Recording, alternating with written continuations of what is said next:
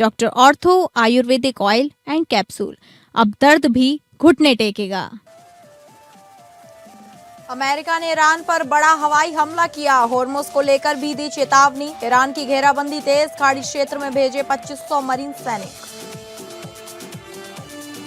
असम के सिलचर रैली में पीएम मोदी ने कहा, हमने बाराक घाटी का विकास किया, इसे व्यापार हब बनाएंगे। कांग्रेस ने नॉर्थ ईस्ट को दिल्ली से दूर रखा।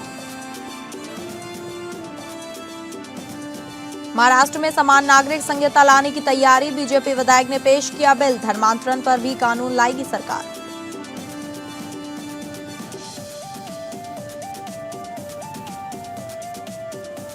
नमस्कार, आप सभी का स्वागत है टॉप अपडेट्स में और मैं हूं आपके साथ अंकिता सिंह। शुरुआत करेंगे टॉप अपडेट्स की। असम की अपनी 2 दिन की यात्रा के दूसरे दिन प्रधानमंत्री नरेंद्र मोदी ने शिलोंग सिलचर कॉरिडोर का भूमि पूजन किया। यह प्रोजेक्ट सिलचर को सबसे व्यस्त सड़कों में से एक पर ट्रैफिक का दबाव कम करेगा। मिजोरम, त्रिपुरा और मणिपुर जैसे पड़ोसी राज्यों के साथ कनेक्टिविटी को बेहतर बनाएगा और बराक घाटी के आर्थिक विकास में योगदान देगा। रैली में पीएम मोदी ने कहा, हमने बराक घाटी का विकास किया, इसे व्यापार हब बनाएंगे। कांग्रेस ने नॉर्थ ईस्ट को दिल्ली से दूर रखा।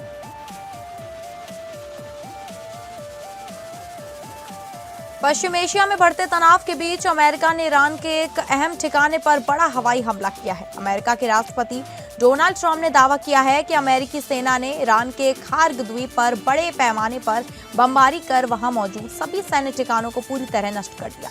ट्रंप के अनुसार यह हमला अमेरिकी सेंट्रल कमांड की ओर से किया गया और इसका उद्देश्य ईरान से पैदा हो रहे खतरे को खत्म करना था। अमेरिका के राष्ट्रपति डोनाल्ड ट्रंप ने दावा किया है कि अमेरिकी सेना ने ईरान के खार्ग द्वीप पर बड़े पैमाने पर बमबारी कर सभी सैन्य ठिकानों को नष्ट कर दिया। अमेरिका ने दावा किया है कि उसने खार्ग आइलैंड पर हमला किया है। यह आइलैंड स्ट्रेट ऑफ हॉर्मुज के बेहद करीब है। झारखंड और उड़ीसा देश की उभरती अर्थव्यवस्थाओं वाले राज्य बन गए हैं। नीति आयोग की रिपोर्ट के अनुसार दोनों राज्यों ने मजबूत राजकोषीय और वित्तीय प्रबंधन में बेहतर प्रदर्शन किया।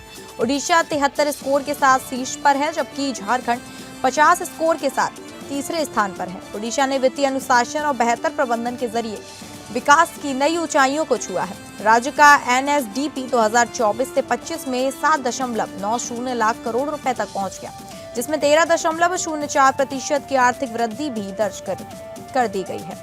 झारखंड की अर्थव्यवस्था पर भी तेजी से बढ़ रही है, जिसका जीएसडीपी 2025-26 में 5.56 लाख करोड़ रुपए होने का अनुमान है। नीति आयोग की रिपोर्ट में कहा गया है कि ओडिशा, गोवा और झारखंड जैसे राज्य वित्तीय अनुशासन और बेहतर प्रबंधन के जरिए विकास की नई ऊंचाइयों को छू रहे हैं। मुख्यमंत्री पुष्कर सिंह धामी ने कहा कि राज्य में योग नीति लागू करने के बाद सरकार 5 नए योग धाम स्थापित करने के लिए प्रतिबद्ध है। सरकार आयुष वेलनेस और योग वेलनेस सेंटर स्थापित करने की योजना बना रही है। राज्य सरकार योग और आध्यात्मिक पर्यटन को बढ़ावा देने के लिए कई और योजनाएं बना रही है। मुख्यमंत्री पुष्कर सिंह धामी परमार्थ निकेतन के 38वें अंतर्राष्ट्रीय योग महोत्सव में शामिल हुए। सीएम धामी ने कहा कि योग भारत की पुण्य भूमि से निकली प्राचीन और महान विधा है। पूरे विश्व के करोड़ों लोग योग को अपने जीवन का हिस्सा बना रहे हैं। उन्होंने कहा कि योग केवल शारीरिक व्यायाम नहीं, बल्कि मन, शरीर और आत्मा के बीच संतुलन स्थापित करने वाला सार्वभौमिक विज्ञान है, जो आत्मिक शांति प्रदान करता है। उन्होंने कहा कि प्रधानमंत्री मोदी की ओर से 21 जून को अंतर्राष्ट्रीय योग दिवस के रूप में मनाने का प्रस्ताव संयुक्त राष्ट्र में रखने के बाद आज 180 से अधिक देशों में योग का व्यापक अभ्यास हो रहा है। महाराष्ट्र की विधानसभा में बीजेपी विधायक अतुल भातखलने ने समान नागरिकता संहिता यानी यूसीसी पर लाने के लिए आज एक प्राइवेट बिल पेश किया है। दावा किया गया है कि इस पहल का मुख्य मकसद राज्य के सभी नागरिकों को समान अधिकार देना और विशेषकर महिलाओं के लिए बराबरी सुनिश्चित करना है। भातखलकर ने सदन में कहा कि समाज में समानता स्थापित करने के लिए उत्तराखंड मॉडल की तर्ज पर यह प्रस्ताव लाया गया है। इसके साथ ही राज्य में जबरन धर्मांतरण रोकने के लिए धर्म स्वतंत्रता विधेयक भी पेश किया जा रहा है। विधायक ने लव जिहाद का जिक्र करते हुए इसे रोकने के लिए सख्त कानून की जरूरत पर जोर दिया। दावा किया गया कि यह कदम राज्य की डेमोग्राफिक बदलने की कोशिश को रोकने और अवैध धर्मांतरण पर नियंत्रण पाने के लिए उठाया गया है।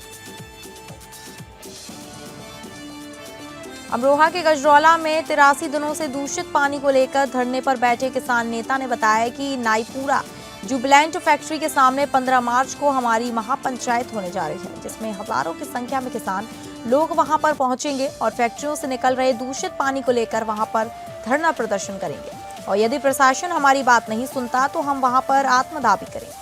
किसान नेता ने बताया कि सैंपल भरने के नाम पर अधिकारी कई वर्षों से किसानों को गुमराह कर रहे हैं, जिन केमिकल फैक्ट्री की वजह से किसानों की फसलें बर्बाद हो रही हैं और किसान का परिवार उसे पानी को पीकर कैंसर जैसी बीमारियों से परेशान है।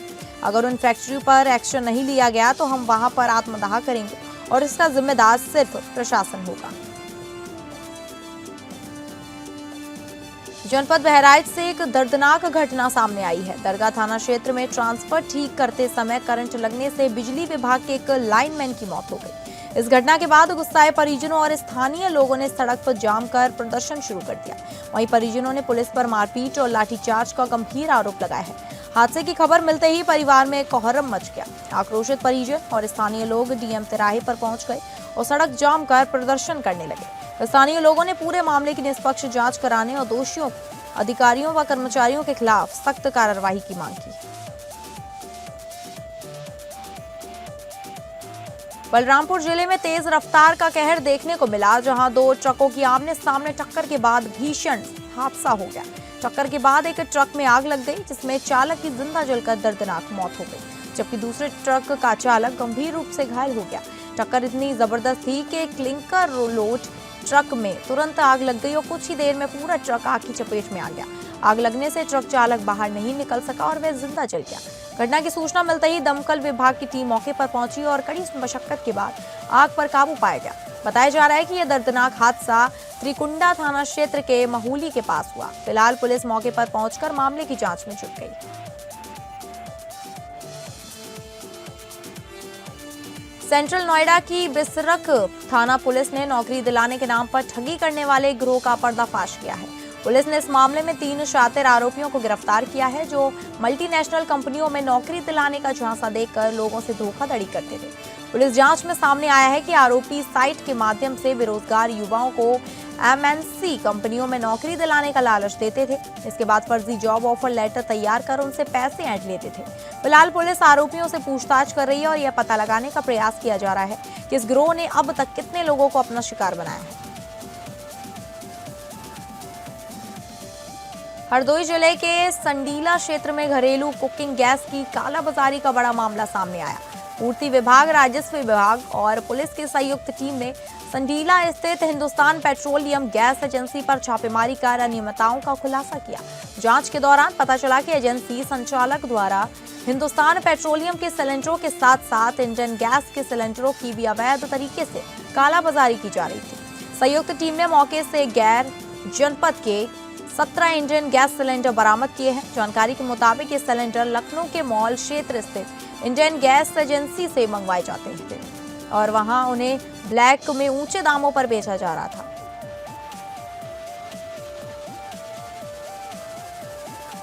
हरदोई जिले के कछौना क्षेत्र में पारिवारिक विवाद ने खौफनाक रूप ले लिया।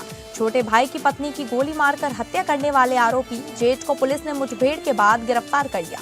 पुलिस की जवाबी फायरिंग में आरोपी के पैर में गोली लगी है और उसे इलाज के लिए अस्पताल में भर्ती कराया गया। पुलिस ने आरोपी को मौके से गिरफ्तार कर लिया और उसके पास से एक तमंचा और कारतूस बरामद किए गए हैं। घायल आरोपी का इलाज जारी है, जबकि मृतका मंजू के शव का पोस्टमार्टम कराया जा रहा है। घटना के बाद गांव में तरह तरह की चर्चाएं हो रही हैं और पूरे परिवार में मातम पसरा हुआ है।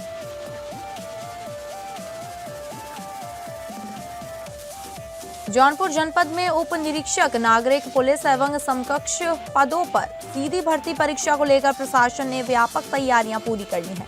परीक्षा के लिए जिले में कुल 19 परीक्षा केंद्र बनाए गए हैं, जहां अभ्यर्थियों की सुविधा और सुरक्षा को ध्यान में रखते हुए परीक्षा 2 पालियों में आयोजित की जाएगी। परीक्षा को निष्पक्ष, पारदर्शी और शांतिपूर्ण ढंग से संपन्न कराने के लिए प्रशासन की ओर से कड़े इंतजाम किए गए हैं। इसके लिए जिले में 19 सेक्टर मजिस्ट्रेट, 19 स्टैटिक मजिस्ट्रेट और 19 केंद्र व्यवस्थापकों की तैनाती की गई है। इसके अलावा परीक्षा कक्षों की निगरानी के लिए लगभग 700 कक्ष निरीक्षक भी नियुक्त किए गए हैं। मुरादाबाद में उत्तर प्रदेश पुलिस की दरोगा भर्ती परीक्षा को लेकर शहर में हलचल बढ़ गई है। अलग अलग जिलों में बड़ी संख्या में छात्र छात्राएं परीक्षा देने के लिए मुरादाबाद पहुंच चुके हैं। अभ्यर्थियों के आने से रेलवे स्टेशन, बस अड्डों और शहर के कई इलाकों में भीड़ बढ़ गई है। प्रशासन का कहना है कि परीक्षा को शांतिपूर्ण और निष्पक्ष तरीके से कराने के लिए पूरे इंतजाम किए गए हैं। परीक्षा देने पहुंचे कई छात्र छात्राओं का कहना है कि मुरादाबाद में ट्रांसपोर्ट की व्यवस्था ठीक मिली है, उन्हें परीक्षा केंद्र तक पहुंचाने में ज्यादा परेशानी नहीं हुई। अभ्यर्थियों को उम्मीद है कि प्रशासन की ओर से परीक्षा भी अच्छे और शांतिपूर्ण माहौल में कराई जाएगी।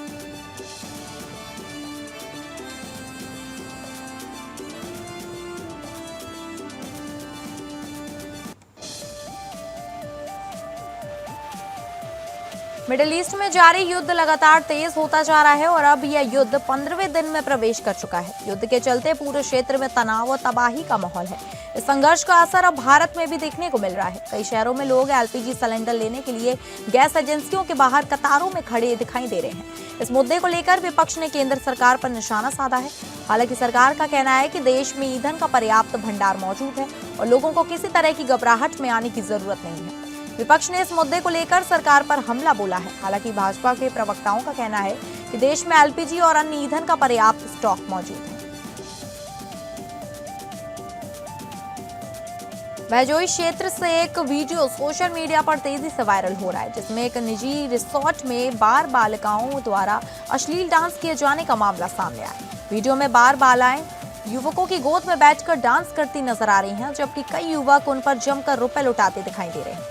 गौरतलब है कि त्योहारों को देखते हुए जिले में धारा 163 लागू है। ऐसे में इन तरह के आयोजन ने प्रशासनिक व्यवस्था पर भी सवाल खड़े कर दिए हैं। सोशल मीडिया पर वीडियो वायरल होने के बाद अब लोगों की नजर प्रशासन की कार्रवाई पर टिकी हुई है।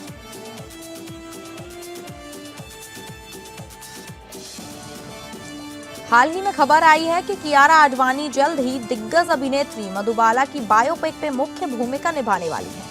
यह फिल्म भारतीय सिनेमा के स्वर्णिम दौर की सबसे लोकप्रिय और खूबसूरत अभिनेत्रियों में से एक मधुबाला के जीवन पर आधारित है।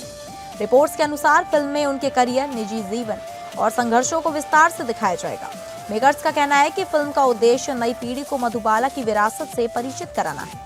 कियारा आडवाणी इस रोल के लिए काफी उत्साहित है और कहा जा रहा है कि वह इस किरदार के लिए विशेष तैयारी भी कर रहे हैं। फिल्म की कहानी मधुबाला की शुरुआती सफलता, उनकी फिल्मों की लोकप्रियता और निजी जीवन की चुनौतियों को भी सामने लाएगी। फिल्म इंडस्ट्री में इस घोषणा के बाद से काफी उत्साह देखा जा रहा है और दर्शक भी इस बायोपिक का बेसब्री से इंतजार कर रहे हैं।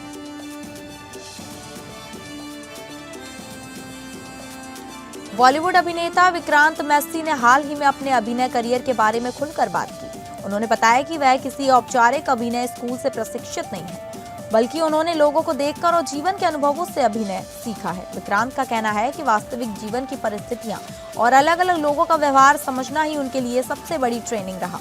उन्होंने बताया कि छोटे छोटे किरदारों से शुरुआत करके उन्होंने धीरे धीरे अपनी पहचान बनाई। आज विक्रांत मैसी को उनकी प्राकृतिक और संवेदनशील अभिनय शैली के लिए माना जाता है। दर्शकों और आलोचकों दोनों ने उनके काम की सराहना की। उन्होंने कहा कि अभिनय में ईमानदारी और निरंतर सीखना सबसे महत्वपूर्ण है।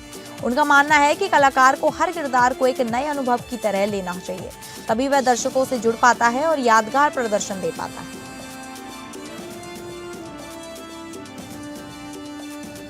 वरिष्ठ अभिनेता गोविंद नामदेव ने हाल ही में बॉलीवुड फिल्म सेट्स पर होने वाले भेदभाव का मुद्दे को उठाया है। उन्होंने कहा कि कई बार सेट पर बड़े सितारे और अन्य कलाकारों के बीच सुविधाओं और व्यवहार में स्पष्ट अंतर देखा जाता है। गोविंद नामदेव के अनुसार कुछ जगहों पर कलाकारों और तकनीकी टीम के लिए भोजन और सुविधाएं अलग अलग स्तर की जाती हैं। उनका मानना है कि फिल्म निर्माण एक सामूहिक प्रयास होता है, इसलिए सभी को समान सम्मान मिलना चाहिए। उनके इस बयान के बाद फिल्म इंडस्ट्री में चर्चाएं तेज हो गई हैं। कई कलाकारों और फिल्म कर्मियों ने भी इस मुद्दे पर अपनी राय रखी है। गोविंद नामदेव का कहना है कि बदलाव तभी आएगा जब पूरी इंडस्ट्री मिलकर समानता और सम्मान की संस्कृति को बढ़ावा दे।